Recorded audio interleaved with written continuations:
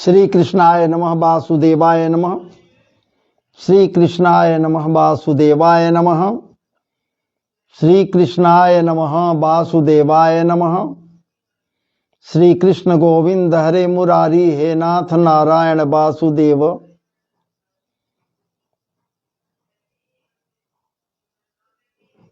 श्री कृष्णाय नमः। गुरुर्ब्रह्मा गुरु विष्णु गुरुदेव महेश्वर गुरु साक्षात् परब्रह्म तस्मै श्री गुरुवे नमः। गुरुदेवाय नमः। गुरुदेवाय नमः। गुरुदेवाय नमः। बंसी विभूषित करा नवनीरदाभात पीतांबरा दरुणविम वफलाधरुष्ठात् पूर्णेन्दु सुंदर मुखात् दरविंद नेत्रात् कृष्णात् परम किमपि तत्त्वमहं न जाने। श्री कृष्णाय नमः। सच्चिदानंद रूपाय विश्वोत्पत्त्यादि हेतवे तापत्रय विनाशाय श्री कृष्णाय वयं नमः। मान्यवर महानुभावों, मुझसे जुड़ने वाले समस्त के समस्त मेरे प्रिय बंधुओं, इतना तो तय है, इतना तय जरूर है, जब तक ठाकुर जी की कृपा नहीं होती है तब तक कहीं कुछ भी नहीं हो सकता है। जब तक ठाकुर जी की कृपा न हो जावे, कन्हैया जी की कृपा जब तक न हो जावे, या फिर यूं कहिए न, राधा कृष्ण की कृपा जब तक न हो जावे, प्रिया प्रियतम की कृपा जब तक न हो जावे, क्या औकात, क्या मजाल कोई भी महाराज जी सुखद जीवन का उपभोग कर सकता है, कुछ बोल सकता है, कुछ कह सकता है, हंस सकता है? कभी नहीं, सवाल ही नहीं उठता। विचार कीजिए। चलिए आइए, मेरे साथ अभी महापात्रा जी जुड़ गए, गजेंद्र महापात्रा जी। आइए मेरे साथ जुड़े रहिए और तब तक जुड़े रहिए जब तक कथा चल रहा हो। बड़ी अच्छी बात है, बड़ी प्रसन्नता हुई। नमन वंदन अभिनंदन। और अभी के प्रसंग में सर्वप्रथम ये बात, इन बातों पर हम चर्चा करेंगे। जैसा कि ऊपर लिखा हुआ है, निष्कलंक भगवान को भी कलंक लगा। विचार कीजिए, हमारे ठाकुर हैं कैसे? कलंक रहित है, निष्कलंक है। इसलिए तो चंद्रमा से तुलना किया गया। चांद की चटकीली चांदनी कैसी शीतलता को प्रदान करती है, और हमारे राधा रमण लाल जी के का जो आनंद है, महाराज जी क्या बात है। निष्कलंक है, निष्कलंक है। क्या बात है। कलंक रहित है, हमारे कृष्ण कलंक रहित हैं। हमारे ठाकुर कलंक रहित है। कलंक का नामो निशान नहीं है, लेस मात्र भी नहीं है। इसलिए कि ये निर्विकार हैं। जब ये निर्विकार हैं, विकार रहित हैं, क्या बात है, और उन्हें ही परमात्मा की संज्ञा दी गई है। अनंतानंत विभूषित, अनंतानंत विभूषित, अखिल रसामृत सिंधु सार विग्रह, मधुराधिपतेर खिलंग मधुर की संज्ञा उन्हें दी गई है। तो कलंक कहां से आएगा जी? कलंक रहित हैं। चूंकि ऐसे पर ब्रह्म परमात्मा के विषय में ही तो कहा गया। क्या बात है, जो हृदय में है, सब में है। नैनं छिंदंती शस्त्राणी। विचार कीजिए। ठीक है, आत्मा के विषय में कहा जा रहा है। क्या बात है, आत्मा और परमात्मा दोनों का स्थान यही तो है, और इसी से तो पूरे के पूरे अस्तित्व को महाराज जी सब कुछ होता है। नैनं छिंदंती शस्त्राणी, नैनं दहति पावक, न चैनं क्लेदयन्ते आपो न सो सही थमारता। आप विचार करो भैया, कहीं कुछ है ही नहीं, कोई विकार है नहीं, निर्विकार है, निष्कलंक है, भावना रहित है, जिसमें कोई भावना ही नहीं है, भाव ही नहीं है, शून्य है, समभाव है भी तो समभाव है। कोई ऐसा नहीं जिसको ज्यादा देखते हैं, कोई ऐसा नहीं जिसको कम देखते हैं। वो परमात्मा सब में उसी हिसाब से है। जैसे किसी चिट्ठी में जितना है, उसी प्रकार से महाराज जी वो हाथी में भी उतना ही है, इससे कम नहीं है, समभाव से सब में है। और वो कलंक रहित है, कहीं कोई कलंक इस पर लगा ही नहीं सकता, कहीं कोई कलंक है नहीं। और यदि कोई कलंक लगाना चाहे और ये कह दे कि आप कहते हो महाराज जी कलंक रहित है, तो वृंदावनीय परिवेश के गोकुल ग्राम में ये क्या किया करता था? माखन चोरी किया करता था। कहने वाले ये कह सकते हैं ये कलंक नहीं तो और क्या, माखन चुराता, मटके फोड़ता, और तो और मरकटों को क्या बात है नवनीत का भक्षण कराता, ये बांटता। इतना ही नहीं, क्या बात है, पनघट पर जाती गोपियों के मटकों को गुलेल मारकर या फिर कंकड़ मारकर फोड़ दिया करता। ये ऐसा, और इसके विषय में आप कह रहे हैं कि निष्कलंक है, कलंक नहीं तो और क्या है?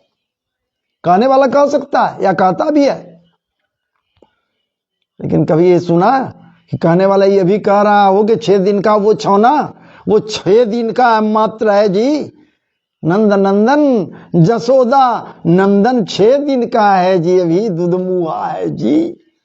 और जिसने पूतना जैसी, क्या बात है, राक्षसी को वध नहीं किया, मारा नहीं, उन्हें उसे महाराज जी धात्री की गति दी थी। धातृचिताम ततुन्यं, जान रहा है, जिघांसा के नियत से आई थी ये पूतना, आई है जिघांसा के नियत से, मुझे मारने के लिए आई है। हो बकीयं स्तनकाल कूटंग जिघांसया पाए अदप्य। साध्वी ठाकुर को ज्ञात है कि अपने स्तनों में कालकूट जहर लगाए हुए, जिघांसा के नियत से आई, फिर भी क्या किया ये, धातृचिताम ततुन्यं, धात्री की गति दे दी इसने। हाजी महाराज जी इसने और क्या किया, विचार तो आप स्वयं कर सकते हैं, कीजिए ना। नाग को अपने, कालिए नाग को अपने, क्या बात है, आदेश को पालने के लिए विवश कर दिया, अधीन कर लिया, नागनाथ हो गया ये, और नाग को वहीं भेज दिया जहां से रमणक द्वीप से आया था, यहां वहीं जाना पड़ा। ये नहीं कोई कहता है? क्या बात है, सांवर्तक मेघों के द्वारा जब महाराज जी मूसलाधार बारिश हो रहे हैं ब्रज के ऊपर, ऐसा प्रतीत होता मानो बादल फट गए हैं, विचार कीजिए। और वैसे परिवेश में श्यामंतक मेघ जब ब्रज को डुबोने के चक्कर में है, तो ये क्या किया आपको ज्ञात है, क्या किया? अरे बड़ा विशाल बेड़ा बनकर ये वो 7 कोस में फैले गोवर्धन पर्वत को एक छत्रक की भांति उठा लिया। छत्रक कहते हैं किसको जी, किसको छत्रक कहते हैं? भागवत जी में बतलाएगा छत्रक, छत्रक किसको, क्या बात है। बरसात के दिनों में लकड़ियों के ऊपर छाता जम जाता है, जिसे बच्चे लोग आसानी से उखाड़ लेते हैं, अपने ऊपर खेलते कूदते, छत्रक की भांति ये उठा लिया, बाएं हाथ के कानी उंगली पर उठा लिया।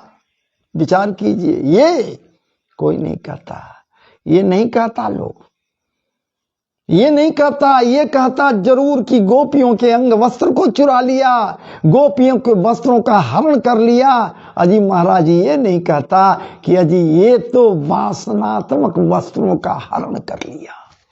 ये जोगियों का जोगी महाजोगी है, ये कोई सहज और सामान्य नहीं है। तब तो निष्कलंक है जी।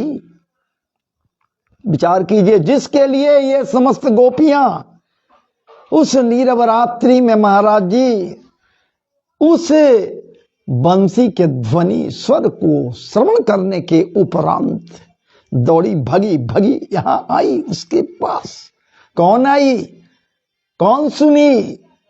वही गोपी जो कृष्ण को हृदय में धारण किए हुए है, कृष्ण की है, जो इनकी है, ठाकुर प्रेम में पगी है, वही दौड़ी हुई आई, अन्यथा कौन सुनी।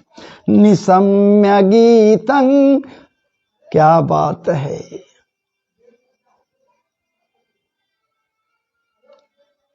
सब लोग सुने, सब लोग सुने, सुनाई पड़ रहा है, लेकिन सुनाई सबको नहीं पड़ा। उसको सुनाई पड़ा जो इनके हैं। निसम्य गीतं तदनंग वर्धनम, ब्रज स्त्रिया कृष्ण गृहीत मानसा।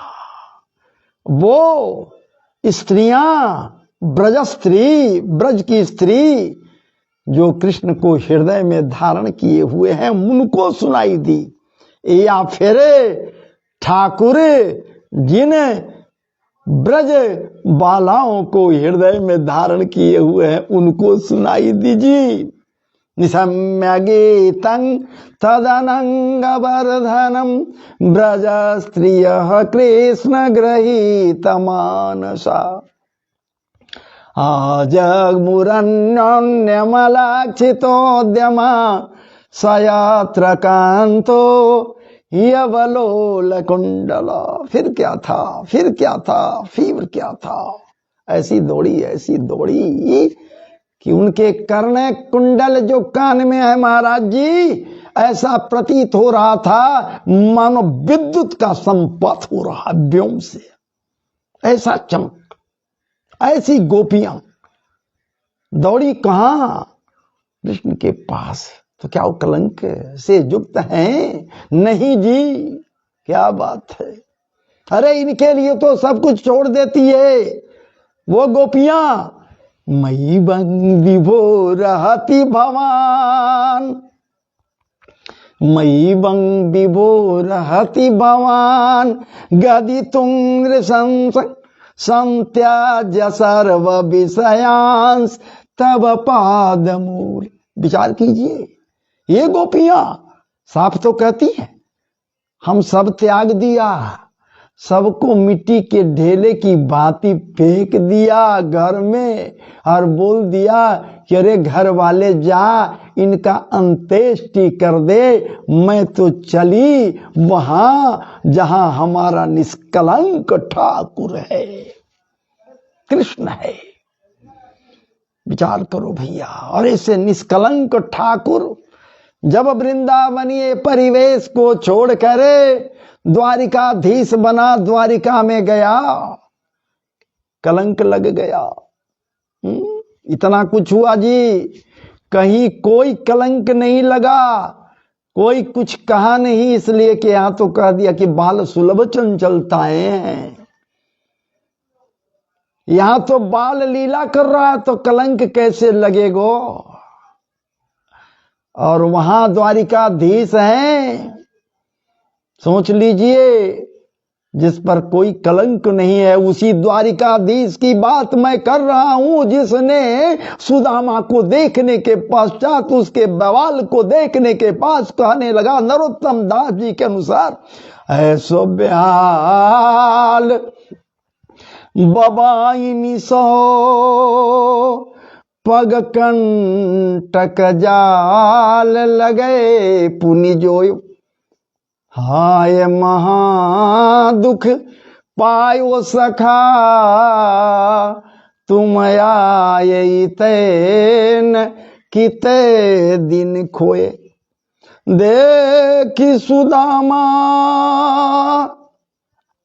देखी सुदामा की दीन दशा, करुणा करके करुणा निधि रोए, पानी परात को हाथ छुए नहीं, नैनन के जल सो पग धोए। विचार कीजिए, वो द्वारिकाधीश जिसने सुदामा नाम सुनते ही बोलो सुदामा नाम पाड़े, सुनी छाड़े राजकाज, ऐसे जी की गति जाने को। विचार करो भैया, देख सुदामा की दीन दशा, करुणा करके करुणा निधि रोए, पानी परात को हाथ छुए नहीं, नैनन के जल सौ पग धोए। ऐसे करुणा निधान श्री कृष्णचंद्र जी महाराज निष्कलंक हैं, निष्कलंक हैं, कोई कलंक नहीं है। और इनके ऊपर महाराज जी कलंक लगा दिया गया। कहा जाता है क्या, भाद्रपद मास के चौथ का जो चांद दिख लेता है, चौथी का जो चांद दिख लेता है, उसको कलंक लग जाता है। ऐसा लगा मानो हमारे कन्हैया जी भी चांद देख लिए, चौथ के चांद देख लिए, कलंक लग गया। क्या, जो माणिक्य मणि से जड़ित द्वारिकापुरी में विराजित है, क्या विचार कीजिए, बताइए भला। वो भला किसी मणि का चोर हो सकता है, मणि चुरा सकता है? आप स्वयं विचार करो। जब विचारोगे भैया तो सत्राजित के प्रति आपके मन में दुर्भावना हो जाएगी। सत्राजित को देखना नहीं पसंद करोगे, सुनना नहीं पसंद करोगे कि सत्राजित कैसा था। हाँ, लेकिन एक बात याद करना होगा मेरे मान्यवर महानुभावों, श्रोताओं, प्रिय श्रोताओं, कि जो कुछ घटनाएं घटती हैं, घटनाएं हम सबों के लिए घटती है, और उनके लिए जो होता है उसको लीला कहते हैं। वो लीलाएं बिना ठाकुर जी के कृपा की कोई लीलाएं नहीं होती। और यहां कलंक लीला यदि लगी, यदि कलंकवत लीलाओं का जो दौर चला निष्कलंक के ऊपर, कन्हैया जी के ऊपर, तो बिना इनके कृपा का भला कलंक लगेगा कैसे जी। ठाकुर जी क्या नहीं समझ रहे हैं क्या, अनजान है क्या? जो अंतर्जामी है जी, जिनके विषय में ही तो कहा गया कि यदि वो सत्यात्मक ब्रह्म है तो क्या है, विज्ञस्वराट जन्माद्यस्य जतोन्वयादितरतस्, जन्माद्यस्य जतोन्वयादितरतस् चार्थे विज्ञस्वराट। वो विज्ञ है, अंतर्जामी है, स्वयं प्रकाश है, वो स्वराट है। और यही वो परम सत्य है। मैं नहीं कह रहा, भागवत जी में ही देवताओं के द्वारा सत्य नाम दिया गया। सत्यम परम धीमहि आया वहां जरूर, मगर नाम क्या दे दिए देवता लोग, कह दिए, हम नहीं कह रहे हैं, वो देवता लोग कह दिया जी सत्यव्रतम सत्य परम त्रिसत्यम सत्यस्य जोनिम निहितम च सत्य, सत्यस्य सत्यमृत सत्य नेत्रम सत्यात्मकम त्वाम शरणं प्रपन्ना। विचार कीजिए ना, सत्यात्मक ब्रह्म का दीन, यही तो परम सत्य है, यही परम सत्य है। श्री कृष्ण ही परम सत्य है, श्री कृष्ण के अलावा कहीं कोई परम सत्य नहीं है।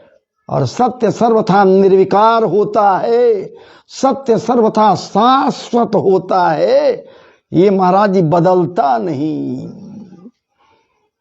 ओ क्या विज्ञ है, ये अंतर्जामी है, ये परम सत्य है, और स्वराट है, स्वयं प्रकाश है, इसे किसी के प्रकाश की आवश्यकता नहीं, निष्कलंक है।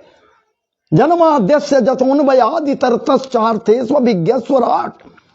आप कह सकते हैं कि कहां से कहां उड़ते जा रहे हैं महाराज जी, हम तो उड़तेंगे, उड़ेंगे उड़ेंगे उड़ेंगे, कोई साप्ताहिक अनुष्ठान में नहीं, हम उड़ेंगे। आप मेरे साथ उड़िए, आप भी उड़िए। जन्माद्यस्य जतोन्वयादितरतस्, हमको नीचे मत न लाइए। आप जितने मेरे साथ उड़ेंगे उतना पिएंगे, पाएंगे, खूब पिएंगे। जन्माद्यस्य जतोन्वयादि तरतस् चार्थेष्व विज्ञस्वराट तेने ब्रह्म हृदय ए आदि कवये मुह्यन्ति जत सूर्य तेजो वारि मृदाम यथा विनिमयो जत्र त्रिसर्गो मृखा जत्र त्रिसर्गो मृषा धामना स्वेन सदा निरस्त कोकं सत्यम परम धीमहि। इसलिए से तो सत्यम परम धीमहि कह दी महाराज जी। उस परम सत्य को ध्यान किया जाता है जो निष्कलंक है। कृष्ण नाम में, कृष्ण नाम से, कृष्ण रूप से वो निष्कलंक है। और वैसे निष्कलंक व्यक्तित्व वाले हमारे ठाकुर के ऊपर भी उनके ही कृपा से कलंक लग गया। कलंक लगा दिया, कौन किसके द्वारा कलंकित किया गया? आइए ध्यान दीजिए, विचार कीजिए। महाराज जी सत्राजित के द्वारा। कौन है सत्राजित? द्वारिका का एक है महाराज जी, धनी मनी व्यक्तित्व का व्यक्ति है, इनके राज्य का ही है, सत्राजित नाम है। विचार कीजिए।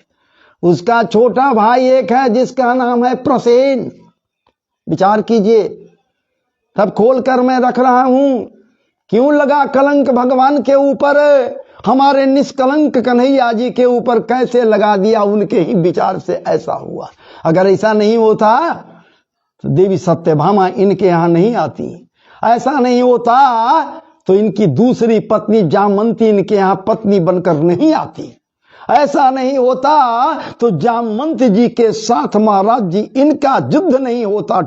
21 दिनों तक ऐसे कुछ है, युद्ध नहीं होता कि 27 दिनों तक, हम विस्मृत करना है, क्षमा करेंगे, युद्ध नहीं होता। आप विचार करो, ऐसा नहीं होता तो सब तो इनके ही विचार से हो रहा है, इनके मन से हो रहा है जी। एक विवाह तो हो गया था, रुक्मिणी जी से एक विवाह हो गया था, दूसरा विवाह होना था। क्योंकि सब आस लगाए हुए थे, जो आस लगाता ठाकुर उसके आसरा को जरूर पूरा करता जी। दयानिधि से ले कहते हैं उसको ना, न जाने कौन से गुण पर दयानिधि रीझ जाते हैं।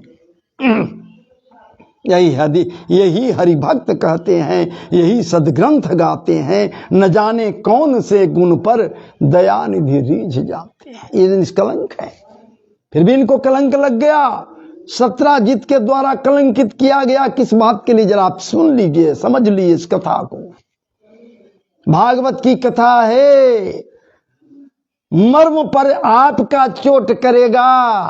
जब मर्म पर चोट करेगा तो आप उसे हृदय आकाश में उड़ाइएगा या फिर हृदय के उत्तम मंजूसे में सहेज कर रखिएगा, श्रवण कीजिएगा, मनन कीजिएगा। क्या बात है! बात क्या हुआ यहां पर? हुआ क्या, कैसे हुआ? ये सत्राजित सूर्य नारायण का परम भक्त है जी। सूर्य नारायण का परम भक्त ये सत्राजित है। और इसके भक्ति से प्रसन्न होकर सूर्य नारायण एक मणि दे दी है सत्राजित को। इस मणि का नाम है श्यामंतक मणि। दे दीप्यमान आभा से संयुक्त है, दे दीप्यमान प्रकाश को फैलाने वाला, ये दे दीप्यमान उज्ज्वलता से समग्र चहु दिशा को फैलाने वाला ये श्यामंतक मणि है। मणियों में श्रेष्ठ श्यामंतक मणि है जी। साधारण मणि है, जैसे मणियों में श्रेष्ठ ये भी मणि है जिसे चंद्रकांत मणि कहते हैं। ठाकुर जी का नख है, ये चंद्रकांत मणि का बना हुआ है जिससे भागीरथी प्रकट हुई है जी। चंद्रकांत मणि के पिघलने से क्या बात है, श्री हरि पद नख चंद्रकांत मणि द्रवित सुधार से इंगित कर देते हैं ताकि आप इसको स्मृति में लाइए। श्री हरि पद नख चंद्रकांत मणि द्रवित सुधार से ब्रह्म कमंडल मंडन भवखंडन सुर सरव शिव रमाल तिवाल भगीरथ द्रिपति पुण्य फल एरावत गति गिरिपति हिमकंठार नग। कहने का मेरा तात्पर्य है उसे चंद्रकांत मणि कहते हैं जी। भगवान का जो नख है पिघला भागीरथी, और यहाँ श्यामंतक मणि है, ये दे दीन सूर्य नारायण प्रसन्न होकर सत्राजित को। कोई ऐसे ही पसंद नहीं होता जी। ये सूर्य नारायण हैं, दृष्टा भी हैं, सृष्टा भी हैं, सब करता धरता, यही तो सब कुछ करते हैं जी। देख रहे हैं जी, ये समझ रहे हैं, जान रहे हैं जी कि आगे क्या होने वाला है। तो पात्र ये भी बन बैठे, श्यामंतक मणि दे दिए सत्राजित को। क्या बात है। और सत्राजित से बोले इसकी उपासना करोगे तो प्रतिदिन तेरे यहाँ 8 भार सोना मिलेगा। जरा सा नहीं, 8 बार सोना का हिसाब समझ लीजिए। प्रतिदिन पूजा करोगे 8 भार सोना, या ऐसा ही कुछ तुमको सोना का ये जो है सो परिपूर्ति करेगा, सोना मिलेगा तेरे यहाँ। ये होने लगा, चलने लगा कार्यक्रम, सोना ही सोना हो गया सत्राजित के घर में। जिधर देखे उधर सोना ही सोना, खालिस सोना। विचार कीजिए, खालिस सोना। ये बातें चली गई खबर राजमहल में। राजा के यहाँ जो है, कौन राजा है? द्वारिकाधीश भगवान वासुदेव श्री कृष्ण। बुलावा आ गया सत्राजित का। सत्राजित वहां गए, भगवान उनके सामने एक प्रस्ताव दिए और कहे कि देखिए सत्राजित जी, एक सलाह मैं देता हूं। हम सुने हैं आपको भगवान सूर्य नारायण से एक मणि प्राप्त हुआ है जिसका नाम है श्यामंतक मणि, और वो प्रतिदिन आपके यहाँ 8 बार सोना देता है। आप कहाँ रखिएगा, क्या रखिएगा? आपको खतरा है, आपके अपने ही लोगों से खतरा हो सकता है, दूसरों से खतरा भी हो सकता है। इसलिए इस श्यामंतक मणि को राजकोष में लाकर रख दीजिए। हम राजा हैं, सहेज कर रख देंगे, लेकिन इससे आपको भी लाभ होते रहेगा। लाइए इसे हम राजकोष में रख दें। लेकिन महाराज जी जाके मति भ्रम भयउ खगेशा, ताकर पश्चिम उगए वो दिनेशा। विचार कीजिए ना। नहीं माना, कहा कि नहीं नहीं नहीं ऐसा नहीं होगा। भागा, चला गया, वहां से चल दिया। घर में रखा हुआ रहता, जहां पूजा करता पूजा घर में रखा हुआ रहता, मणि उसके प्रकाश से समग्र चहुओर प्रकाश फैला हुआ रहता। प्रसेनजीत का भाई एक है, इसका एक भाई है महाराज जी सत्राजित का, जिसका नाम है प्रसेनजीत या प्रसेन कहिए। देखा, इसके मन में लोभ हो गया, मांगा नहीं भाई से। देखिए सब जगह ये बतलाया जा रहा, भाई से कुछ भी कहना नहीं, छुपाना चाहिए, लेकिन भाई से मांगा नहीं। चुपके से श्यामंतक मणि को उठा लिया और चलते बना घर छोड़कर बाहर निकल गया, भाग गया जी। घर से बाहर निकल गया। प्रसेनजीत घर से बाहर चला गया। मणि को नहीं देखने के पश्चात सत्राजित व्याकुल हो गया और विचार किया, इस मणि का मांग किया गया था द्वारिकाधीश के यहाँ से, इसलिए निश्चित रूप से द्वारिकाधीश इस मणि को चुरा लिए। चूंकि वो बचपन के चोर हैं, वो माखन चुराने वाला है, मटका फोड़ने वाला है, वो कपड़ा चुराने वाला, वस्त्र चुराने वाला है, वो नटवर नटखट है, इसलिए निश्चित रूप से वो श्यामंतक मणि को भी चुरा लिया, कलंक लगा दिया। हमारे ठाकुर के ऊपर ये कलंक लगा दिया जी। विचार कीजिए, कौन बर्दाश्त करेगा? लगा दिया कलंक। लेकिन चूंकि वहां मांगा गया था राज दरबार से, ये नहीं दिया था, लोगों को धीरे धीरे कानाफूसी होने लगा। ये कलंक लग गया भगवान के ऊपर की आहा। लेकिन बात ऐसी नहीं हुई थी। बात तो हुई थी कि उसका भाई उस श्यामंतक मणि को लेकर, छोटा भाई घर से निकल गया था, भाग गया था कि चुपके से कि हम अलग घर बसाएंगे, अलग रहेंगे। वाह वाह वाह वाह वाह। इस मणि के सहारे इतना सोना मिलेगा कि सोना मैं हो जाऊंगा। विचार ऐसा किया था। आगे क्या हुआ सोच लीजिए, आगे क्या हुआ विचार कीजिए। ठाकुर जी निकल गए ये पता करने के लिए कि श्यामंतक मणि है कहां। चोरी कौन किया जी, चुराया कौन श्यामंतक मणि को, श्यामंतक मणि का हरण कौन किया। जो हमारे ऊपर कलंक लग गया, हमें कलंकित किया गया, इतना माखन मिश्री चुराए, इतना कपड़ा वस्त्र आदि चुराए, इतना कुछ वहां ब्रज में हम किया, कोई कलंक हमें नहीं लगा सका, निष्कलंक रहा। और यहां आने के बाद हमें कलंकित किया गया। द्वारिका में निकल गए जी, समुद्र के किनारे से जा रहे हैं घूमते घामते, चूंकि समुद्र के किनारे पर ही तो द्वारिका है जी, आप जान ही रहे हैं।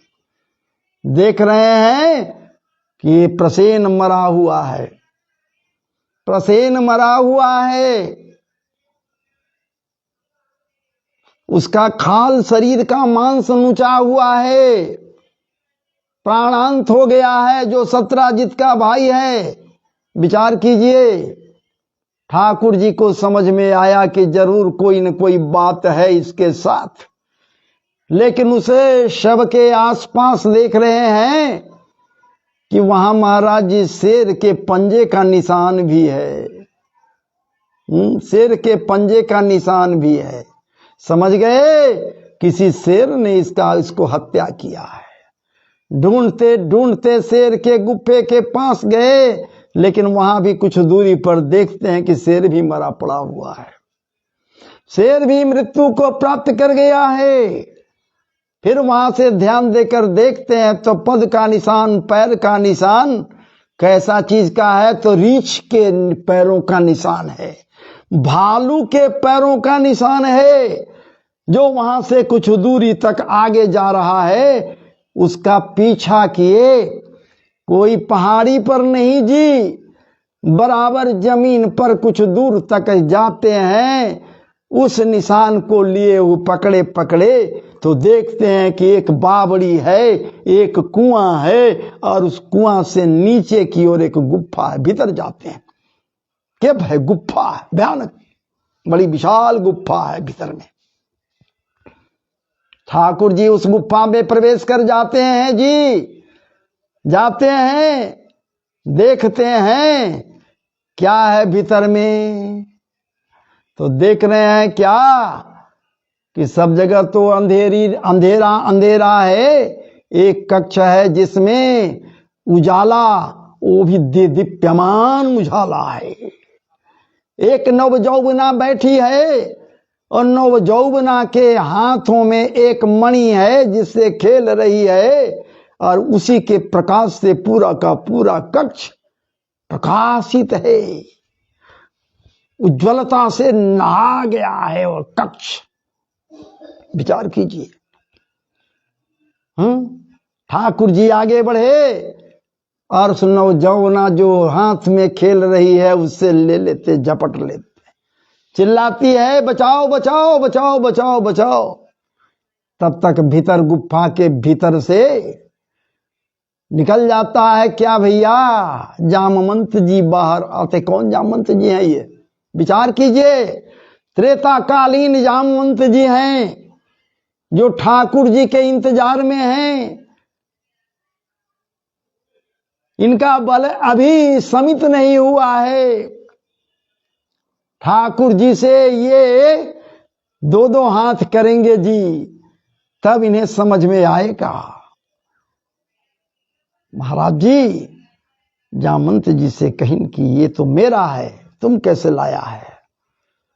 जामवंत जी कहें कि ये तो आपका नहीं है, इसे तो मैं शेर से झपट कर मार कर शेर के मुंह से लाया हूं, इसलिए इस पर मेरा अधिकार है। ये दे दिया अपने पुत्री को, यहां से नहीं मिलेगा तुमको ले जाने के लिए, तुम्हारा है तो आओ हमसे युद्ध करो। आज युद्ध होने लगा जी, मल्ल युद्ध चला, गदा युद्ध चला। ठाकुर के पास आयुध की कमी है जी, एक दो दिन नहीं, काफी दिन तक दोनों में द्वंद्व युद्ध चला, द्वंद्व युद्ध हुआ, न ये न वो। ठाकुर जी अंत में दो पाटा मारिन, क्यों 8 दिन ठाकुर जी गदा भी नहीं दिन धाराशायी हो गए। जामवंत जी उसी स्थान पर हाथ जोड़ दिए, हे ठाकुर जी बस बस बस मेरे ठाकुर, मैं पहचान गया आपको, आप वही हैं, मैं भी वही हूं, लेकिन मैं पहचान नहीं पाया था, क्षमा करो ठाकुर। हे रघुनाथ जी आप क्षमा करो, मैं जामवंत हूं और आप श्री राम प्रभु हैं। आप हमको कहे थे कि निश्चित रूप से तुम्हारे जोड़ का कोई न कोई मिल जाएगा मल्ल युद्ध करने वाला, और कोई नहीं। अब तक तेरा मन नहीं भरा है जामवंत, तो मुझसे युद्ध करना, और जिस दम तुम हार जाओ एक चोट पर तो समझ लेना मैं ही हूं, मुझे पहचान लेना। अब विचार कीजिए महाराज जी। लेकिन एक बात याद कर लीजिए प्रभु, आप हमारे स्वामी जरूर थे, हम आज भी आपको स्वामी ही मानते हैं, लेकिन यह श्यामंतक मणि मैं आपको नहीं दूंगा। ये क्या कह रहे हो जामवंत, क्या और भी हमसे युद्ध करना है क्या? तो नहीं नहीं प्रभु अब नहीं, बाप रे बाप, हम आपसे युद्ध कैसे कर सकते हैं, मैं तो हार गया, युद्ध नहीं करेंगे, लेकिन देंगे भी नहीं। तब हमको चाहिए, हम पर कलंक लगा है कि हम ही हरण किया है, इस श्यामंतक मणि का चोरी कर लिया है। निष्कलंक मैं हूं, राम अवतार में मैं कलंक रहित था, यहां भी मैं कलंक रहित हूं और मुझे कलंकित किया गया है। सोच लो तो कैसे कलंक मिटेगा मेरा। इसलिए हमें ये श्यामंतक मणि चाहिए। जामवंत जी कहने कि हाँ प्रभु घबराइए नहीं, इसके लिए उपाय मेरे पास है। मैं अपने पुत्री को दे चुका हूं ये श्यामंतक मणि, आभूषण के रूप में दिया, जिससे खेलती है प्रभु। और यही हमरे हृदय की टुकड़ी है, यही टुकड़ा है, यही आंखों की तारा है यही। तो चलिए ना, आइए ना, इसको वर्ण कर लीजिए ना, परिणय सूत्र में इसे बांध न लीजिए। प्रणय हो या नहीं प्रणय तो बाद में हो ही जाएगा ठाकुर जी। प्रेमातिरेक में वो तप्रोत आप भी हो जाएंगे, ये भी हो जाएगी। प्रेम की अनुभूति इसके हृदय में भी होगा, आपके हृदय में भी होगा। तो मैं दहेज में ये मणि अपने, क्या बात है, दे ही दूंगा, मणि दे दूंगा। फिर ये आपका, जब हमारी पुत्री आपकी पत्नी होगी तो ये मणि भी आपका होगा, ले जाइए ठाकुर जी। यही हुआ, गंधर्व विवाह हुआ वहीं पर, गंधर्व विवाह वहीं पर। जामवंती जो जामवंत जी की पुत्री है, अनिद्य सौंदर्य की मल्लिका है, विचार कीजिए। और वो भी गांधर्व विवाह हुआ, ठाकुर जी माला पहने और वहां से श्यामंतक मणि को साथ लिए हुए लेकर आए। कहा? द्वारिका में। विचार कीजिए, और द्वारिका में जब आए सत्राजित को बुलवाया गया, लेकिन यहां सत्राजित आया, सारे भरे सभा में कह दीन कि देख भैया, मैं तेरे मणि का हरण नहीं किया था, मैं चोरी नहीं किया था। देखो प्रमाण में मेरे साथ ये लोग भी हैं, मेरे साथ ये लोग भी मेरे प्रमाण में हैं। तुम्हारा भाई प्रसेन मणि को चुराया गया, शेर मार दिया उसे, और शेर के मुख से पूछ जामवंत जी हरण की छीन लिए, अपने गुफा में ले गए। मैं वहां गया, इतने दिन तक युद्ध किया, और तब जाकर उनको मैं पहचान लिया, वो हमें पहचान लिए। ये मणि उस हालत में दिए कि इनकी पुत्री से मैं विवाह किया। इसलिए श्यामंतक मणि है, लो ले जाओ, तुम्हारा है, हमारा नहीं है, मैं निष्कलंक हूं। विचार कीजिए, कलंक रहित तो हो गए जरूर।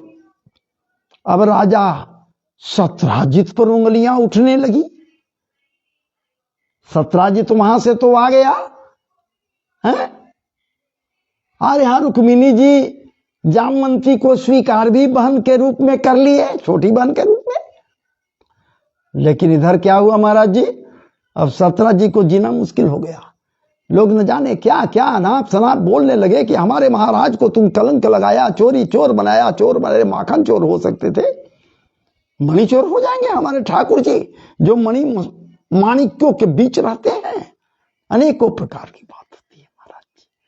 अंततः सोच लिया कि अब हमारा ऐसे जीना मुश्किल होगा। सतरा जी थे कि एक पुत्री है जिसका नाम है सत्यभामा। बस ठाकुर जी से सत्यभामा जी का विवाह कर दिए ये सत्राजित, और ठाकुर जी से विवाह करने के बाद ससुर दामाद का रिश्ता हो गया। नतीजा महाराज जी सब संपन्न हो गया। तो मैं कहा कलंक रहित ठाकुर को भी कलंक लगा, और वो भी उसके कृपा से।